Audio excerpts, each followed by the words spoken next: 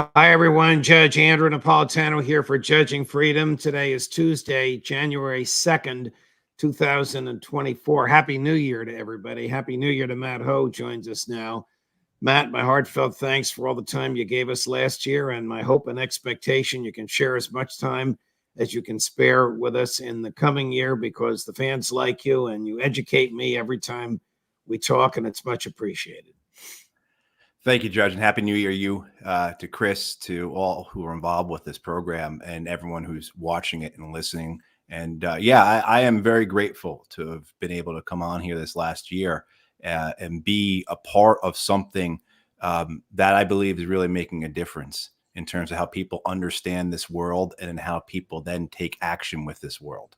And what we're up against. I'll tell you, I get to interview people and say things that in my 24 happy years at Fox, I would not have been able to say, and people I would not have been able to interview. So it's liberating, and the response, as you know, has been overwhelming. We went from 93 subscriptions to 258,000. So that's in 2 years, and it's very deeply gratifying.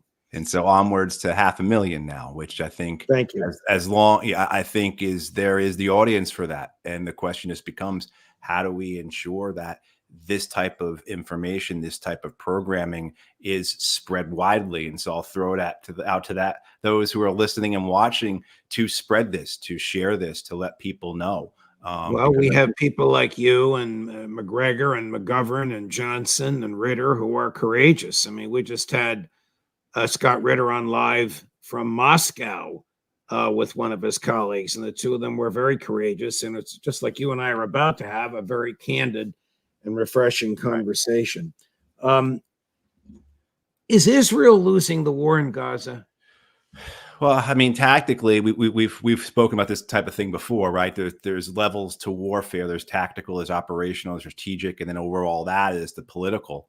And certainly on the tactical level, if it's just as simply a game as it is to many people, including commentators on other platforms, just a issue of scoring wins and losses just by the devastation, the number of people it kills, Israel can be seen as tactically winning. Operationally, it is moving forward in the sense of successfully getting to a point where it can implement a real ethnic cleansing campaign. I mean, it's already begun one, but really to ensure that Gaza is emptied of the Gazans, of the Palestinians. So operationally, it is moving forward with that. But then strategically and politically, you look at, where does this go, though? What happens here? The world is against it. The world was already against it, but now it's even that has solidified. It is now facing a charge of genocide in the International Court of Justice brought forward by South Africa. It is facing a rebellion on the high seas led by the Houthis of Yemen in terms of blockading Israeli ships from reaching Israeli ports.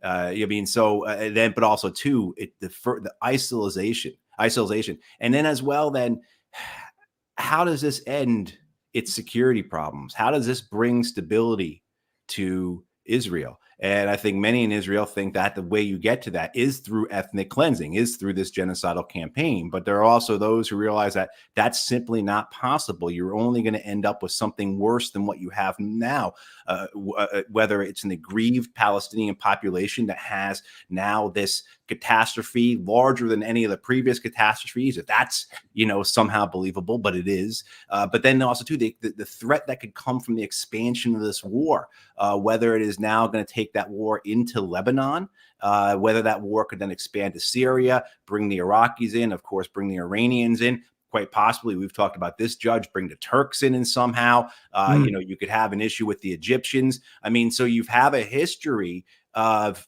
these Arab-Israeli wars where the background and the context is often left out. Well, why did these Arab nations go against Israel? Well, the reason why is because they were going to defend the Palestinians. Why did they, quote, gang up, unquote, on Israel? Well, because they saw themselves as being responsible for the Palestinian people, as the ones who have to do something to prevent ethnic cleansing, to prevent genocide. And so we see that again. And so when you look at this question of whether Israel is winning or not, yeah, in the short term, on the day-to-day basis, on just like the perspective of how many buildings have they destroyed, how many people have they killed, how many bombs they have dropped, sure. In that case, the Americans, we won in Iraq then, we won in Afghanistan then.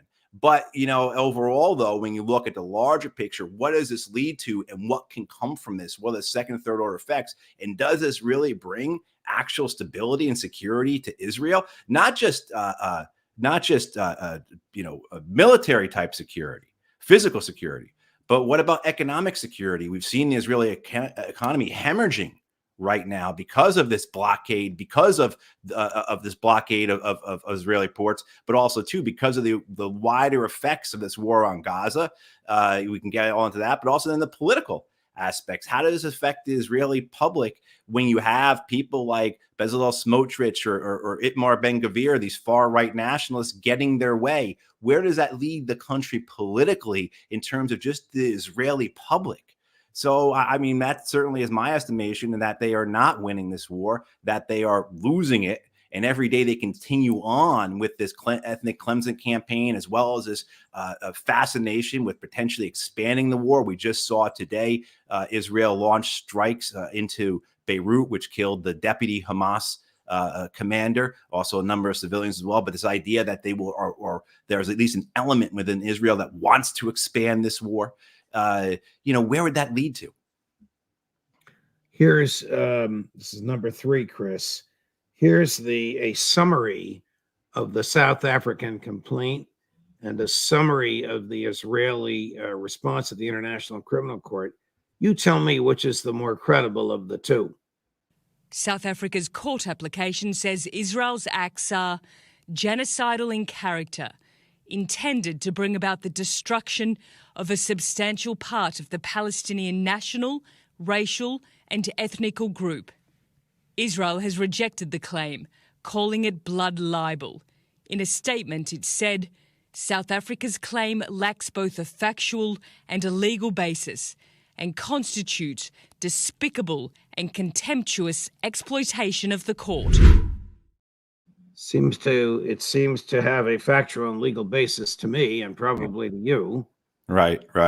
It's I think you're going to see for Israel and its defenders, including our government judge, the United States government, which, by the Genocide Convention of 1948, there's a clause in there that makes other parties complicit. So other nations can be complicit in the genocidal acts of other countries. And certainly, I think by any standard, our government has met that that requirement as well as the fact that there are U.S. laws where genocide is illegal. So you see our own government judge in violation of both federal U.S. federal law and international law. And I think if you look at that South African complaint, the factual basis of it, while versus the Israeli response, the emotional basis, and I think that what they're falling back upon, the Israelis will fall back upon, is their relationship with the U.S. That nothing will matter as long as the U.S. backs them,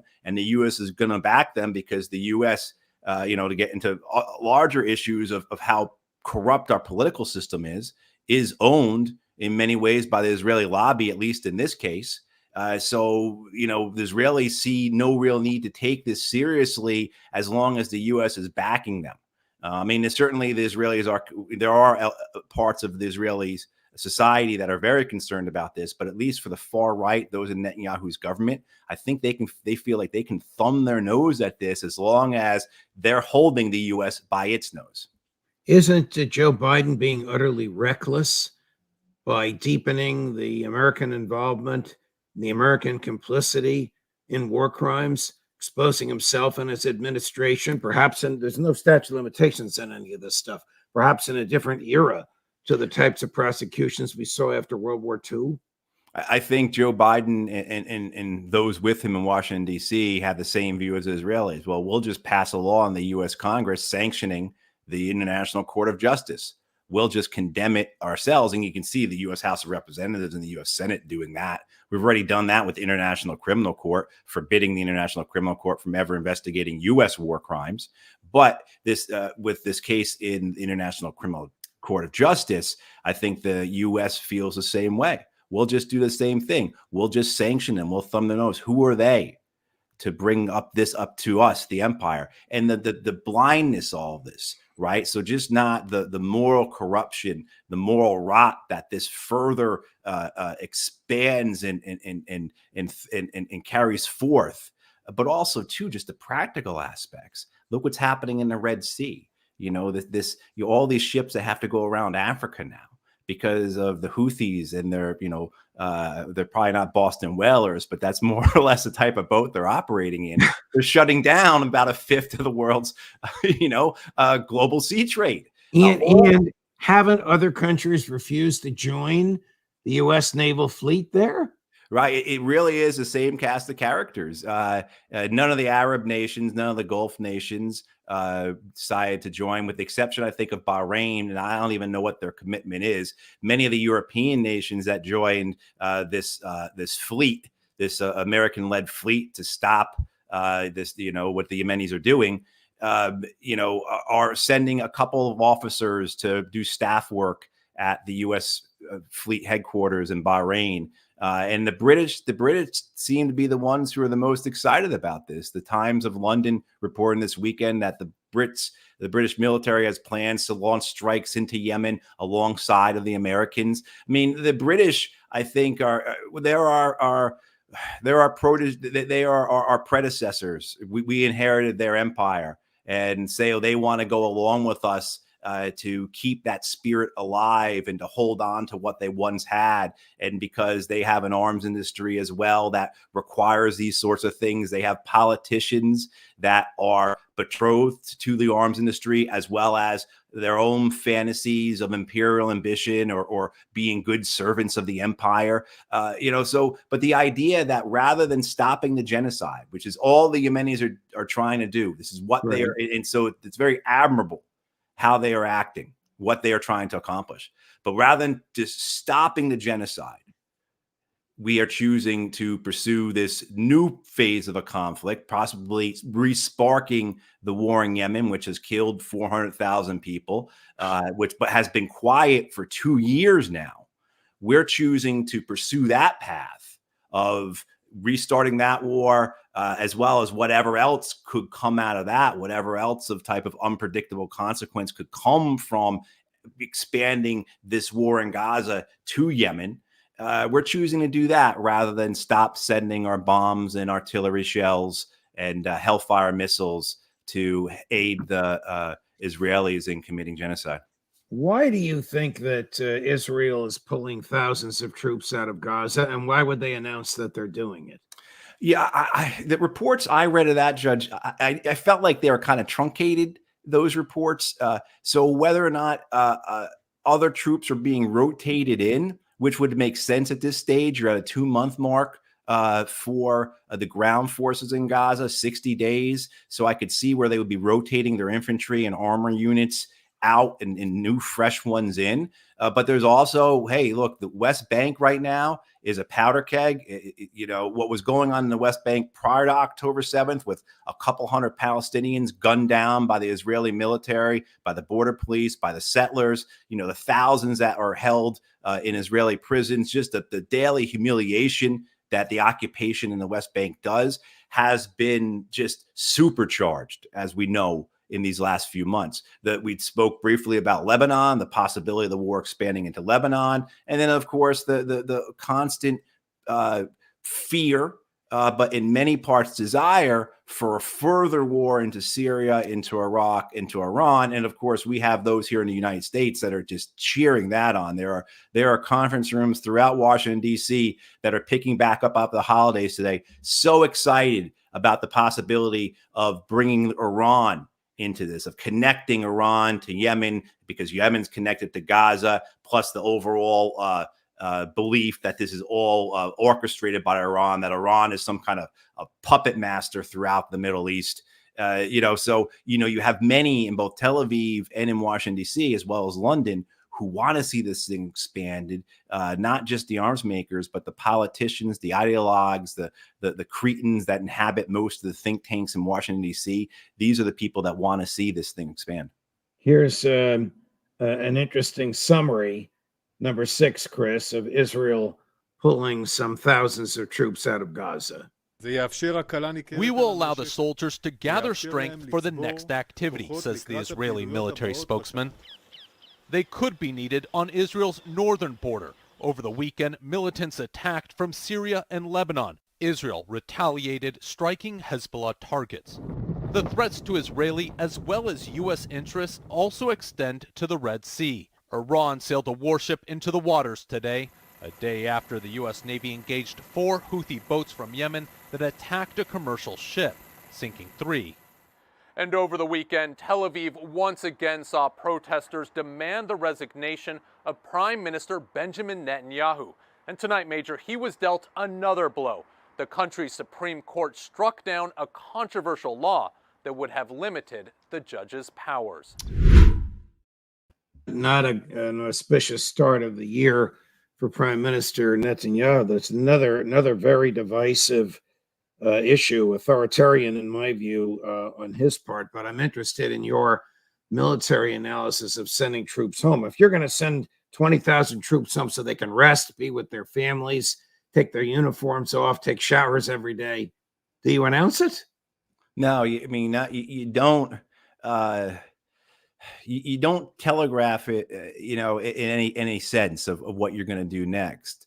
But why they made it so public, I'm not really sure, other than maybe to give some perception that they're winding down their campaign, even as they are saying through other channels, including through the IDF, that this war in Gaza is going to last throughout this year. No one in the Israeli government is shy about saying that this war is wrapping up anytime quick, that, there's going to be no Netanyahu moment where he lands on an aircraft carrier, right, with a mission accomplished banner or anything like that anytime soon. So, but there is this, and you would think that, because so much of this goes back to 1982 and the Israeli invasion of Lebanon, right? And that horrible occupation that created Hezbollah, right, just was a nightmare for Israel, of course, a nightmare for the Lebanese. Just the whole, what that war did in terms of just gross instability and what it created, what came from it, how bad it was overall for the Israelis.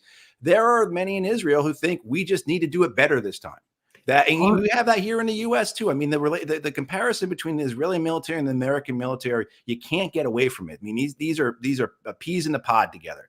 And the idea that, okay, we can push into Lebanon, but we're not going to go all the way north this time. We're not going to go to Beirut. We're going to stop at the Litani River, and we're going to have this buffer zone, and we're just going to create this buffer zone around Israel, just like we did. We are going to annex that, like we did the Golan Heights, and but it's a fantasy that has, the minor imperial ambitions, basically, because that's what this is about, the conquest, fulfilling the greater Israel project, as well as these crackpot ideas that physical security means you have to go and put troops forward, occupy ground, subjugate people, and that somehow that is going to make you more safe, when everything we know says that is exactly what creates, what engenders, what makes real violent resistance to you and your project. Do you think that Netanyahu is in danger of losing American support, that the political pressure on Biden would become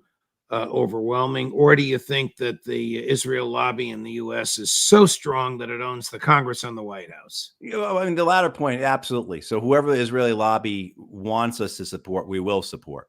But certainly, I think there's room within that to allow for a softer, kinder, authoritarian towards the Palestinians. So I think that certainly, if you were to talk with Tony Blinken or Joe Biden or even Chuck Schumer and Mitch McConnell, they would privately but candidly say, yeah, we prefer to have someone other than Netanyahu. He's a huge pain in the ass. He's exposing us here. He's making things really difficult for us. We can't trust him, et cetera, et cetera.